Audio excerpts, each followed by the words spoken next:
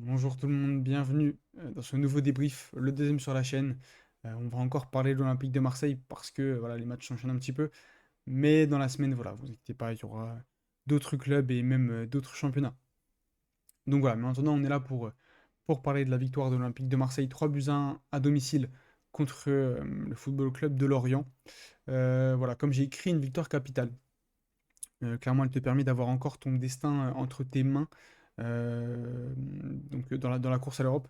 Donc voilà, elle a été plus que nécessaire, vraiment capital. Je pense que c'est le mot. On va commencer du coup directement avec les compositions d'équipe. On a donc pour l'Olympique de Marseille, ce qui a été annoncé, c'est une défense à 3, mais j'ai plus eu l'impression de voir une défense à 4, avec Murillo, Mbemba, Gigot et Ulysse Garcia à gauche. Un double pivot Veretout Gueye, Sarr et Luis Enrique sur les côtés, et Mumbagna et Pierre-Emerick Aubameyang devant. Pour Lorient, pour le coup, une vraie défense à 3 avec un début de match assez frileux d'ailleurs, mais on y reviendra. Vogo dans les buts, Talbi Laporte, Adjei, pardon. Je me remettais le petit nom sous les yeux. Abergel Bakayoko dans un double pivot. Benjamin Mendy et Katsiris pour les pistons. Tosin Bamba et Imran Lounza pour l'animation offensive. Bon, déjà, il y a pas mal de choses à dire. Déjà, côté Olympique de Marseille, il y a un petit turnover qui est effectué. Bon, il avait besoin, je pense aussi, voilà, avec le physique de certains. Il y a Balerdi qui est suspendu, qui était suspendu. Donc tu étais forcément obligé de. Voilà, en défense centrale, la paire était forcément obligatoire. Et voilà, après, tu as quelques joueurs qui avaient besoin de souffler. Donc voilà, pour la composition de l'Olympique de Marseille, je vois pas vraiment de choses illogiques quand tu prends les différents paramètres que je viens de citer. Je vois pas de grand scandale. Et voilà, il a fait un petit peu avec le matériel à disposition. Par contre, là où les compositions me dérangent un petit peu, c'est côté Lorient, où en fait, on reviendra après dans les top et les flops, mais j'étais à deux doigts de mettre Régis Lebris en flop, parce qu'en fait, tu attaques le match de manière très frileuse. Alors, en soi, dans l'idée, je peux comprendre voilà, que tu essayes d'assurer un petit peu le début de match et ensuite, après, commencer à attaquer. Maintenant, je pense que pour surprendre cette équipe-là, avec pas mal, voilà, comme je dis, avec du turnover et peut-être aussi mentalement, voilà, quelques restes de l'élimination de Coupe d'Europe jeudi soir, fallait en fait, à mon sens en tout cas, fallait la surprendre dès le début. Et c'est là où tu aurais pu faire un très gros résultat. Voilà, après, c'est mon avis. Euh, et après tout ça, voilà, après un gros round d'observation, une grosse demi-heure clairement, où il s'est vraiment pas passé grand-chose. Il y a une occasion, je crois, pour Bamba, enfin, une demi-occasion, je crois plutôt, mais enfin, il s'est pas passé grand-chose, franchement. Il y a ce centre de Murillo avec cette tête d'Aubameyang pour ouvrir le score, mais heureusement. Et que ce fut laborieux. Franchement, j'ai pas du tout aimé la première demi-heure. Je vais vraiment paraître pour les grilles du siècle, mais j'ai pas du tout aimé la première demi-heure, que ce soit offensivement, dans la construction. En fait j'ai eu une impression de ouais, bon, bah voilà, c'est réglé, quoi. C'est la fin de la saison et waouh, on passe à autre chose, quoi. Alors que il reste une Coupe d'Europe à aller chercher, même si c'est qu'une Conférence League. Il faut aller la chercher et en tout cas, il faut mettre toutes les chances de ton côté parce que faut aussi que le PSG batte l'Olympique Lyonnais. Donc voilà, faut au moins mettre toutes les chances de ton côté. Et voilà, j'ai eu l'impression de voir un petit. Peut-être aussi voilà, le contre-coup de l'élimination contre l'Atalanta. Mais ouais, pas forcément énormément d'envie et une équipe un peu amorphe en fait en début de match. T'as du coup ce but forcément qui te lance bien. Et derrière, il y a 5-10 minutes vraiment d'euphorie. Peut-être pas 10 quand même, mais pas loin. Avec le but de Gigot après, sur un corner qui est mal renvoyé. Enfin, un peu une action bizarre. Et voilà, moins de 10 minutes quand même, mais une petite période un petit peu d'euphorie, voilà, où t'es bien et où tu capitalises sur ça, et heureusement.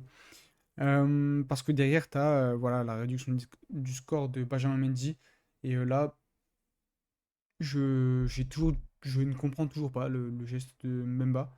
Euh, le premier, pour se défaire un petit peu du marquage, je l'entends, allez, mais après, c'est soit tu joues avec Lopez, pardon, qui était vraiment à ta gauche, qui était plutôt libre, et Lopez envoie une cacahuète, ou relance propre s'il a le temps, mais voilà.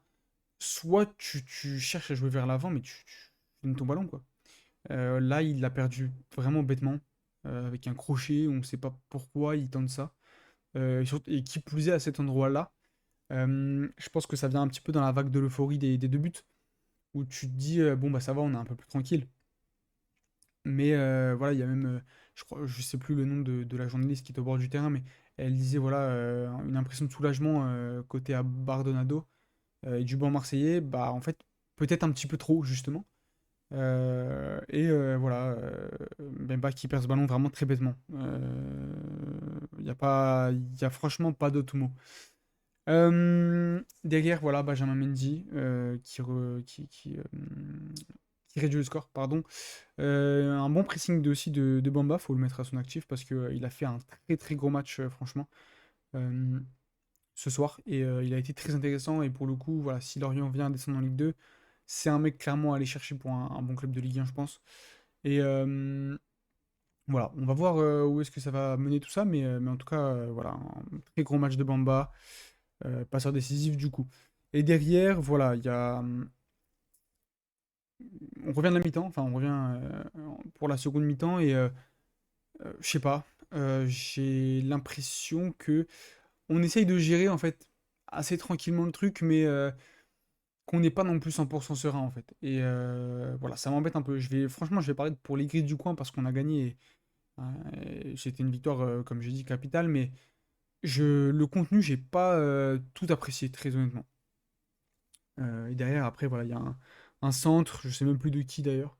Sarr, Murillo, je sais plus. Enfin, un centre et c'est Moumbagna deuxième poteau qui est touché. Alors quand il va revoir l'écran, on ne sait pas pourquoi. Quand il va voir la VAR, on ne sait pas pourquoi parce que franchement le geste il est là ouais. Enfin, bref, c'est un autre débat et voilà le penalty derrière est transformé par Aubameyang. Euh, Merci tonton, j'ai envie de dire parce que celui-là je pense que si tu le mets pas, en fait si tu galères à le mettre, tu laisses Lorient dans le match. Et il peut tout se passer en vrai, il peut absolument tout se passer, comme sur le premier but, hein, l'offrande de Bemba au Lorientais, donc il peut vraiment tout se passer. Et pour le coup, là, tu tues pas le match, mais tu te mets en bonne position, on va dire. Et après, derrière, j'ai pas. Enfin, il y a eu peut-être 10 minutes où il s'est pas passé grand-chose, et après, en fait, Lorient a eu des situations. Et c'est là où j'ai pas aimé, parce qu'en fait, un match comme ça, tu es censé le gérer, et le gérer mieux que ce que tu as su faire euh, un petit peu avant cette période où tu es moins bien. Et voilà, pas un mec au milieu de terrain pour essayer de garder un petit peu le ballon ou quoi. Les phases de possession qu'on a eues, au contraire, du coup, très stériles.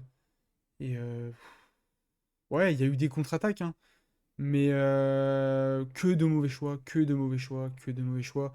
La plus flagrante, je pense que voilà, j'ai pas envie de tirer sur NDI, mais vraiment l'espace qui est ouvert à ta gauche, Aubameyang à ta droite, tu crochettes et tu rentres à droite, enfin dans la densité.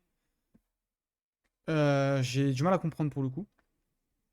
Maintenant, bon, on va pas lui jeter la pierre non plus à lui parce que voilà, il rentre, etc. C'est pas non plus très simple de rentrer dans des matchs où il y a un espèce de faux rythme en fait qui s'est installé. Et voilà, après euh, voilà, les Lorientais qui continuent d'attaquer, il y a eu une barre, je crois, de Katsiri, oui, une grosse barre de Katsiri sur une tête. D'ailleurs, je sais pas quoi. Enfin, franchement, elle est plus compliquée. Je pense à mettre sur la barre que dedans, mais bon. On a un petit peu de chance aussi, parce que là, pour le coup, s'ils marquent là-dessus, je pense que le match est autre. Avec eux, un maintien à aller chercher, forcément, ils allaient se battre. Donc voilà. On passe au top flop, pardon. Top, Pierre-Emerick Aubameyang, forcément, voilà, un doublé, même si c'est un penalty. Un match plein. Il y a eu du déchet, on va pas se mentir, il y a eu du déchet, mais ça reste convenable. Et écoutez, franchement, c'est le genre de personne, enfin, le genre de joueur qui te fait gagner des matchs et qui te fait gagner des places au classement. Et voilà, hein, merci tonton, hein. Moi j'ai juste envie de dire ça parce que On avait besoin de lui, on avait besoin de quelqu'un qui sait scorer même dans des moments où tu es un peu moins bien. Et voilà, là, il marque au bout d'une mire quand tu sais pas trop où tu vas. Et derrière, il marque le troisième. Voilà, pour pas tuer le match, mais pas loin, comme j'ai dit. En tout cas, ça aurait dû être un but qui tue le match. Et d'ailleurs, on a mal géré ça. Donc voilà. Le flop, Chancel Mbemba. Franchement, c'est compliqué de mettre un flop ce soir, je trouve. Euh, En tout cas, côté de l'orienté, parce que oui, le collectif ne fait pas un grand match, mais il n'y a pas. Peut-être Katseris, allez, qui ne sort pas la prestation du siècle. Tozin aussi, qui a été un petit peu fantomatique. Mais ouais, au-delà de ça, il y a quand même voilà, Chancel Mbemba qui offre un but à Lorient, clairement.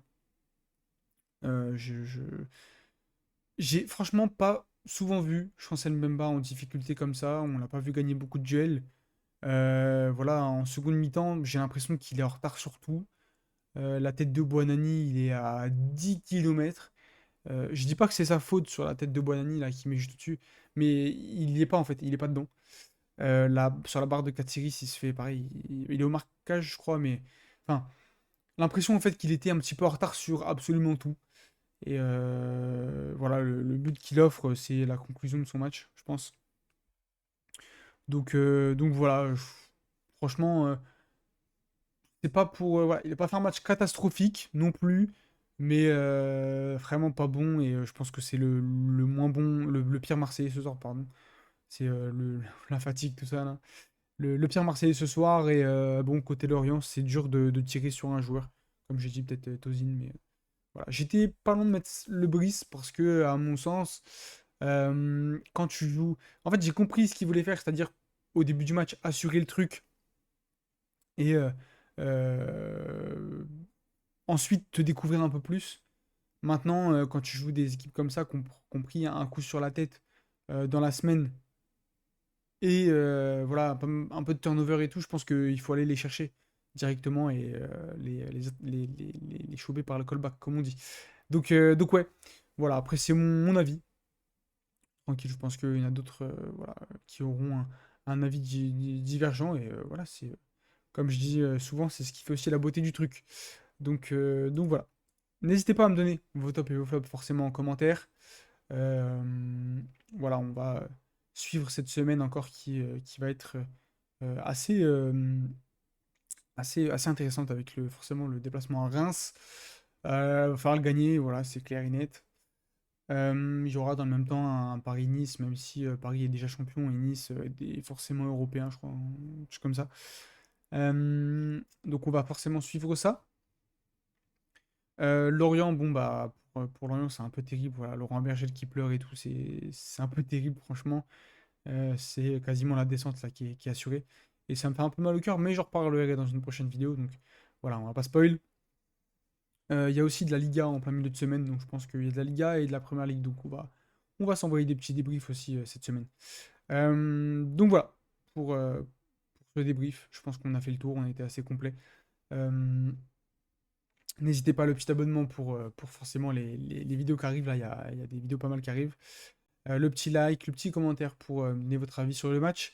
Et voilà, sur ce, moi je vous dis bonne soirée, bonne journée, selon quand vous voyez la vidéo. Salut!